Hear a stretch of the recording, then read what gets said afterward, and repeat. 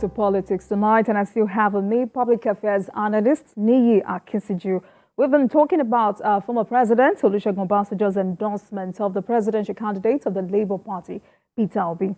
All right, let's go on now. Obasanjo's endorsement of Obi has opened a floodgate of reactions from different quarters, and also many have said, why not take the message and leave out the messenger? You see, the value of a message is inherent in the messenger. If the messenger does not have a history of a precedence of truthfulness, it will reflect on his message. So, and I think that is why these reactions, had visited that endorsement. And like I said, for me, I don't have any problem with that endorsement, but I have a problem with the messenger, because the messenger and the way he had captured and packaged that message has been wrongfully, delivered in the public space, because he is not qualified in the true sense of it, to deliver that kind of message. When you deliver that kind of message, it will mean that perhaps when you were in office as a former president, you delivered on the promises you made fully, and it was impactful on Nigerians. A major policy deficiency, that I always reference during the Obasanjo era, was the National Poverty Eradication Program. That was a very deficient, narrow, single-track policy. And to think that you even had individuals from the World Bank, etc., in that government, and you now deliver that kind of program to salvage the largely poor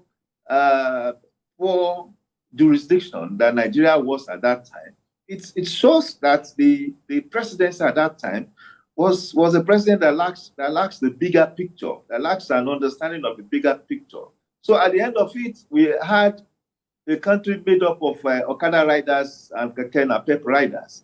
It does not in any way, address the issues of institutionalized poverty in Nigeria. So it talks to the kind of president we had at that time. And of course, at the beginning of his term, he apparently embraced globalization. Well, there is no problem in globalization if your economy was strong enough or had potential to be strong enough. But again, perhaps he had a lot of professors talking into his head. He opened everywhere, to foreign products, so much that many industries shut down. The textile industry in Nigeria had become comatose, and textile industry was a major employer of labor back in the days.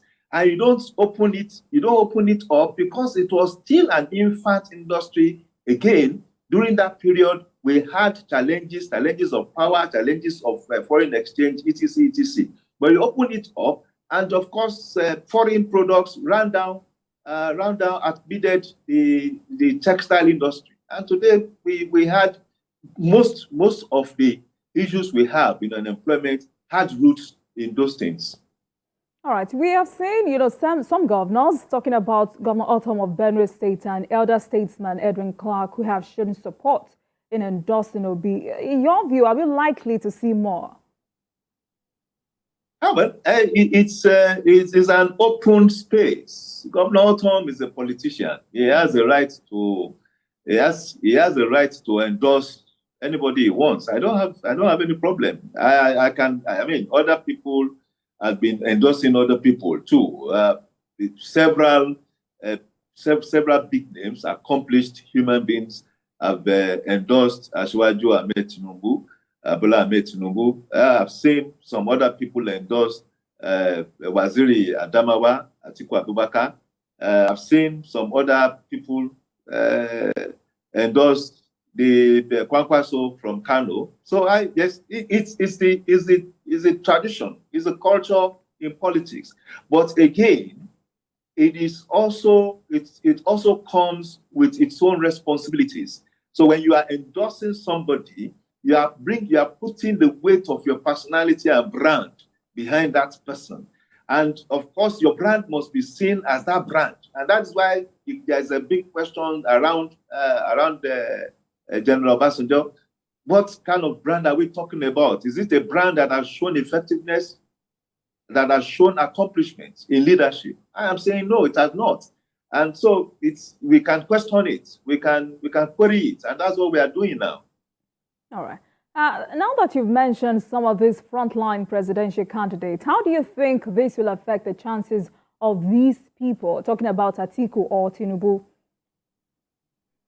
I don't think so. It's one, politics is local. The eventual winner of this contest will be the one that has the most numbers of local champions, local influencers that are relating with the people at the grassroots. Because if politics is about numbers, and President Muhammadu Buhari had assured us that the votes of every Nigerian would count now, it will translate to mean that it's those people at the polling unit level, not even at the ward level. It's those people that have shown responsibility, at the ward, on their streets, that have leadership quality in their neighborhood, that have followership, in their area. Those are the people that determine who gets to win election. It's all those big names. And of course, you also now have an amalgamation of all these smaller leaders in neighbors, in wards, in different areas that can now also come together and become a conglomerate of leaders, and it's a party that's able to wield the bigger numbers of this kind of amalgam, that gets to win eventually. So it's not somebody writing a letter, that will determine where Nigerians will go. What's that letter that made us do is to provide a lot of debate, around the person and his intendment, as it were. And that is what we are doing now. It does not translate to votes because the people who will vote on that day, either they have made up their mind or they will depend on a number of other influencers in their areas to tell them what to do, because that is actually politics, that is democracy. And you also have people at the grassroots look up for to engage them and enlighten them on the political direction. That's how politics is run. All right. Now, let's look at some points former President Obasanjo made in that letter, which sounds very important to him. He said Obi is a needle with thread attached to it, hence he may not get lost. And many have translated this to mean that former President Obasanjo may be looking for a way to play the role of a political godfather to control a sitting president. How will you react to this? Of course, that had been his aspiration. I think it's a first part. It's an unintentional addition to that letter, because ordinarily it should not be that. It should not be part of that letter.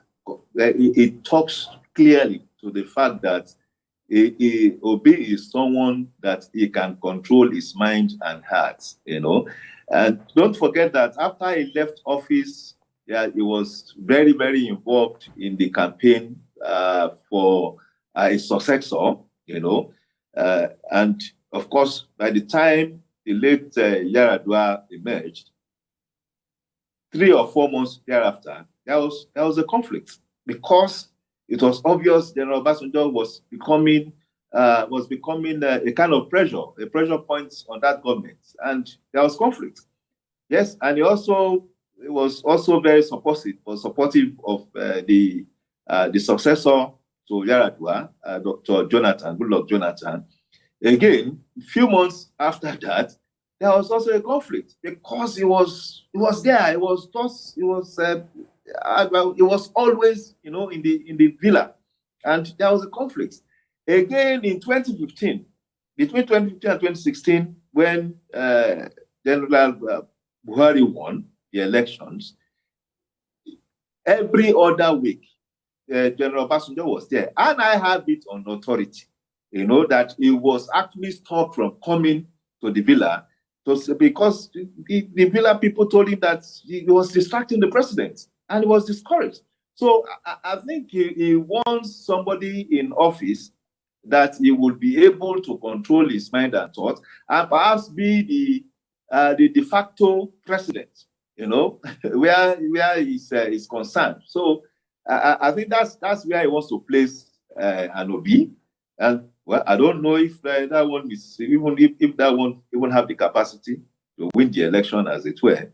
But the truth of the matter is, the major aspiration for Obasanjo is to, as much as possible, see if he can have dominating influence on the presidency. All right. Well, consider the fact that you've said that you do not have an issue with the message, but then the messenger. But some Nigerians also say, this is like Obasanjo correcting past mistakes, especially regarding Southeast presidency. Do you support this assertion? Oh, well, if he, I don't know if he didn't say that. If people are making insinuation to that effect, well, it's everybody has his or her opinion on this matter, talking about equity, justice, and all that. And there are, of course, different ways to look at it. Some people that said the issue for us is where the presidency goes to, either the north or the south. Now we have seen a situation really where most political actors in the southeast had actually abandoned the agenda for a southern presidency. That is the irony. It's a paradox. Paradox to the extent that before political activities were unbanned, so to speak, there was that general conviviality amongst governors, we're using them as a reference point, amongst governors of the PDP and APC in the southern part of Nigeria, where clear declarations were made, with signed documents and all that, to insist that the presidency must rotate to the south, And, well, eventually, by the time primaries came up, most of those actors who were signing these documents abandoned the agenda, as it were. So it's the people that have the heart that will have to stand and, of course, advance that agenda. I see Asuwaju Bola Ahmed Tinubu emerging from the south, specifically from the southwest. One would have thought that perhaps another candidate of the PDP, where the PDP had been the southeast, and the southeast specifically had been the bulwark for the PDP over time, and you expect that there will be a concession to the southeast. But the PDP, as a party, refused to do that. So and most of the political giants in PDP in the southeast have not been pushing this agenda, have not even created any form of advocacy around it, perhaps with the exception of the integrity group led by a person, an individual from a governor from the south, and of course you have the governor of Enugu and the governor of Abia State. In that group, all other members of that group from the southeast have not been pushing the agenda, have not been advocating around it. Oh. So for me, if Obasanjo thinks that this is what he wants to correct, I don't know, because even from the base itself, from the southeastern base itself, there is lukewarm, in terms of support for that agenda. All right, let's quickly talk about the chances of Peter Obi in the election. His popularity has been on the rise, and now he has this endorsement. How will you rate his chances of winning? I think we should first discount this endorsement, really, because, some of us have also been following politics for over many years. So we understand what are the issues, that would be impactful when they are talking politics. It's definitely not endorsement. It is adoption. When a political group wants to work with you, it adopts you. And every rank and file member of that group you become the candidate of every rank and file member of that group. And they in turn endorse you by also going into the field to start campaigning, to start marketing you. It's different from somebody, one assumed big man, saying that I have endorsed this person, how many followers, active followers, does that person have, so that they would now adopt? It is a matter of adoption. So talking about Obi, the first thing you will want to start saying as object, and I'm talking objectively here, how many gubernatorial candidates do you have in the Labour Party?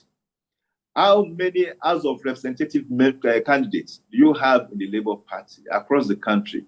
How many senatorial candidates do you have in the Labour Party across the country? How many House of Assembly candidates do you have in the Labour Party across the country? If you do a calculation, it cannot be up to 50% of the whole grid, as it were.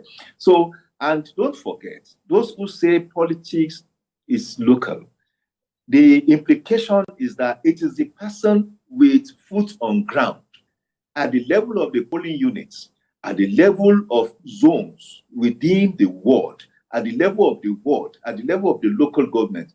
Those are the people that determine who wins. So if you don't have a member of the House of Assembly, for instance, who is also campaigning, for himself on the platform of his party, and by extension also campaigning for all other candidates on the platform of his party, how do you now sell such a person that does not have that kind of representation at the grassroots level? So it's a major minus, for Mr. Peter Obi. But again, the courage of coming out, the availability, making himself available as a choice, in this election is impressive, and I commend him for that. All right. Now, on a broader level now, I would like to ask you, do you in any way see this election as perhaps, one that could lead to the emergence of the so-called third force that some Nigerians have been clamoring for? Well, third force, third force don't happen. If you look at the history of third force, it is actually a history of momentum. It's generated over time, and it is generated around an idea or a philosophy that grow over time. It's not a 100-meter dash. It's not a sudden thing. So when you're talking of third force, it must also be properly nurtured. It must be properly accepted and imbibed by the voting public. So to a large extent, I don't see any third force here. Yes, we know that the APC and the PDP have more or less have strong ground in terms of their political development. The APC is relatively new. It's a party that was formed in 2013 and registered in 2014, compared to PDP. So, and to a large extent, perhaps they've had a philosophy that had been sold to Nigerians. Now you now have a marginal peripheral group of people that also want to sell the Obi philosophy, as it were. So I think it's a growing philosophy. Perhaps if it's consistent and if the character, in the movement shows consistency and shows transparency, not a situation where you have the Labour Party DG, the Presidential Campaign Council DG, being convicted by a court. Now when you said that kind of movement to me, the first thing that comes to my mind is that these people are not yet in office. They've started cavorting more or less with a criminal, because by the conviction, it shows that the DG of the Obi Presidential Campaign Council is actually a criminal.